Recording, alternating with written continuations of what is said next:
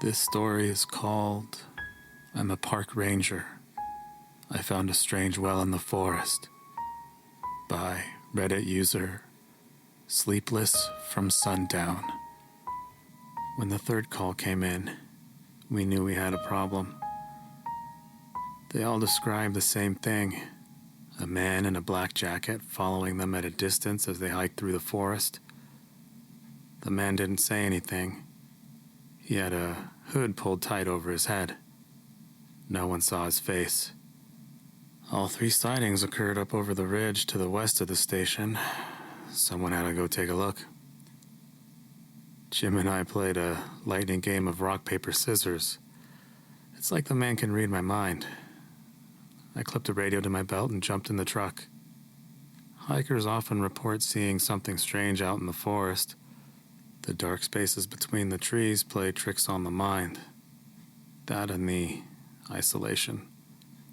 But 3 sightings within a week, describing the exact same thing, ruled out a simple case of imagination in overdrive. Someone was out there. The question was who and why. I rambled up the slope as far as the truck would take me and then jumped out. I still had to negotiate the worst part of the ridge. The slope gets steep in parts and is hell on your legs. It made me think, why has someone been spotted way up here on 3 different days across the space of a week? No one lived up this way. It wasn't a place for folk on a daily walk. A pang of fear gripped my stomach. Should I have come alone? I crested the slope and reached for my radio. And then I saw him. A silhouette mingling with the shadows between the thin trunks of birch. He was the length of a football field from me. Black jacket and hood. He half turned in my direction and took a step forwards. In a strange way, it gave me comfort. If there were any nefarious reason for him to be out here, I'd have expected him to retreat into the woods. Even at this distance, he couldn't fail to recognize my ranger uniform. As I came within a distance where I could call him without yelling, I raised a hand in greeting. I strained to see his face, but a deep and dark shadow obscured his features. I opened my mouth to say hello, but before any sound came out, he turned and strode into the forest. I called after him, but he continued to thread his way through the trees. I skipped a few paces to bridge the gap between us. Within touching distance, I reached out and a strange sensation flowed through my fingertips. It felt like a controlled release of electricity. Not painful, almost like a severe case of pins and needles. Before I could retract my hand, a brilliant light flooded my vision. I shut my eyes and covered them with my hands. Somehow the light shone through. I cried out and stopped dead in my tracks. And then the light was gone. I opened my eyes. I stood in a clearing. The sun streamed down through the gap in the trees. At the center of the clearing stood an old stone well, the walls extending up to about waist height above the ground. I had seen structures like this around town, relics of frontier times. That a well would be out here in the middle of the forest, far from any settlement, past or present, was baffling. The man in black stood behind the well and motioned me toward it. I approached the well, adrenaline sending my heart into a frenzy. Why had he led me out here? The sun warmed my shoulders from above. Despite the bright sunshine, the man's face remained shrouded in shadow. He pointed to the well. I stopped a few paces short. Something about this wasn't right. Everything about this wasn't right. Did he mean to throw me down? A voice sounded in my head. It did not come via my ears, but seemed to somehow feed directly into my brain. You must look. I watched the man suspiciously and edged closer to the well. The mortar between the stones crumbled and moss stained the outside face green. This well was old.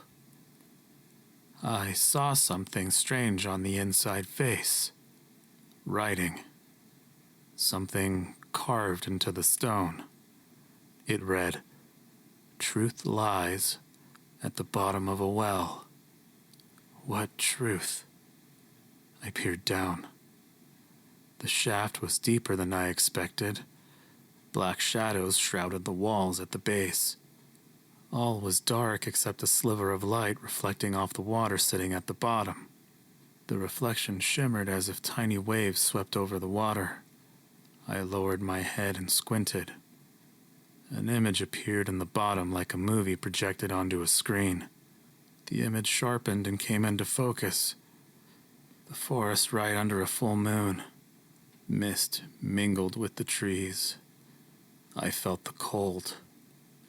I did not imagine it, but felt it. My skin prickled and I shivered. A road snaked up through the forest.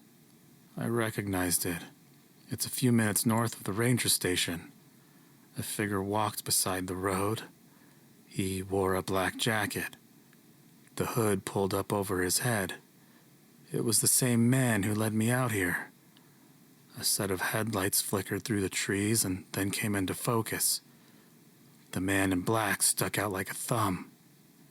The image is cut to the inside of a car. For a moment, a bottle of whiskey obscured the identity of the driver. When the bottle lowered, it was Jim who appeared. Music blared from the radio. The revs on the dial pushed into the red. I turned away from the movie playing at the bottom of the well. This was madness. The man in black, the hitchhiker, pulled back his hood. His face was youthful and innocent, but there was something wrong. His skin wrinkled and pulled away from his eyes, revealing a ring of red around the perimeter. 2 black holes where his nose should be. Blood poured from his mouth and a few teeth were missing. The temple on the right side was caved in. I took a step back and cried out. I almost turned to run, but the hitchhiker held up his palms. He pointed down the well. I hesitated. The words repeated in my brain. "You must look." My legs were jelly. My mind was torn. Part of me wanted to run and get as far away as possible. The other part wanted to see what was down at the bottom of the well. I stepped forwards and looked down. The projection at the bottom of the well resumed. The bottle of whiskey slipped from Jim's grasp. One hand pulled and pushed the steering wheel as the other fumbled at his feet for the bottle. The truck drifted and then overcorrected. The man in black stood by the side of the road with his thumb outstretched. Had no chance. The truck skidded to a stop. Jim breathed rapidly from behind the wheel. He searched the rear vision mirror and found a black lump at the side of the road. He turned to confirm what the mirror told him. He put the truck in gear and drove. He rounded the next bend and stopped. The road was quiet. He killed the headlights and reversed. Under the pale light of the moon, Jim dragged the hitchhiker off the side of the road and into the forest. He came to a gully and tumbled down the bank. Jim scrambled back up the slope and pulled the hitchhiker down.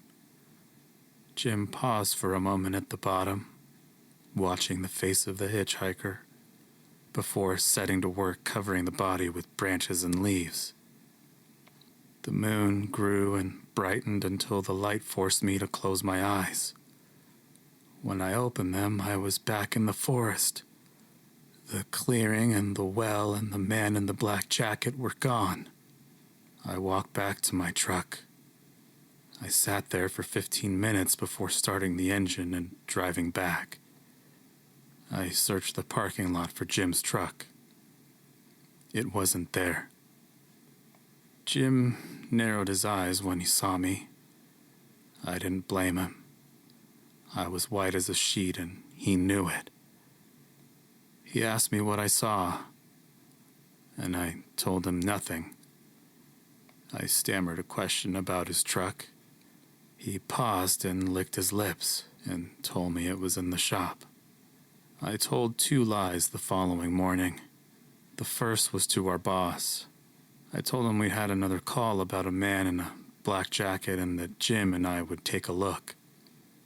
The second was to Jim. I told him we had a report of a tree down on a walking trail and we had to go clear it up. We got in the truck. I took the road I saw in the vision at the bottom of the well. I knew the curve. When you take a road every day, you get to know it almost to a point. You could drive it with your eyes closed. I stopped right at the spot where Jim had smashed into the hitchhiker. Jim looked over at me, confused. "Which walking trail were we going to?" His hands shook. I got out of the truck and instructed him to follow. We were taking a shortcut. I had to see it for myself. If what I had seen in the well was the truth, then the boy might still be there in the gully where Jim left him. And I had to know if it was Jim. And the only way to do that was to have him there. To see the look on his face. To see it in his eyes that it was him. Jim fell behind and I barked at him to keep up. We were almost at the gully. I turned back and Jim had stopped. He implored me to turn back. I kept going. The gully fell away below my feet. At the bottom, partially hidden below a stack of branches, was a figure wearing black. I shouted back to Jim. I told him something was down there. He begged me to stop. I unclipped the radio from my belt and called it in. Jim's shoulders fell. He ran a hand through his hair. He searched for the slivers of the sky visible through the trees for answers. For a split second, his mouth turned downwards like a child about to cry. I had him. But a moment later, all the fear left his face. He sighed. He strode confidently to the crest of the gully and looked down. He told me I was right and there was something down there. I searched his eyes. I looked for guilt. I saw only Jim, the guy who worked at the desk on the other side of the partition. How could he be so calm? How could he not break down and confess? The police came and retrieved the body. They identified the hitchhiker, an 18-year-old runaway escaping an abusive father. 2 officers interviewed me in a small room. I told them we had found the body by accident. They found it strange we had reports of a man matching the hitchhiker's description from the last week. I agreed, but I could not explain it. There was no way I could tell them about the well and what I saw in the bottom. I only told them that I thought it was strange that Jim suddenly didn't have his truck. This produced furrowed brows.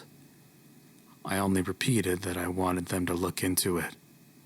Whether the police investigated or not, I cannot say. Jim's truck never resurfaced. He says he sold it. The death was classified as an accident and no suspect or witness was ever identified. I know the truth, and so does Jim, but I can't prove it. I still sit at the desk on the other side of the partition. If it plays on Jim's mind, he never gives anything away. One night I left a note in his letterbox that said, "I know it was you." He has never mentioned it. I see the hitchhiker in my dreams. The headlights from Jim's car lighting his face in the last moment of his life. There is nothing I can do for him. Sometimes I go out to the forest and search for the well. I have not seen it since. Sometimes the truth lies just out of reach. And sometimes it seems so far away it could be at the bottom of a well. You've been listening to Scrying Pool Horror. I'll be releasing new episodes bi-weekly, so if you enjoyed tonight's show, please consider subscribing and please leave a like and a review. It'll help me get more visibility and more traction since I'm just starting out. If you have a story you've written that you would like me to narrate, you can send it to me at scrypool@outlook.com. You can also follow me on YouTube at youtube.com/The Scrying Pool, as well as on your favorite podcasting platform, such as Apple Podcasts or Spotify. I can't thank you enough for being here tonight and listening to tonight's show. I'll be back in a couple of weeks and we'll do this all over again. Until then, sweet dreams.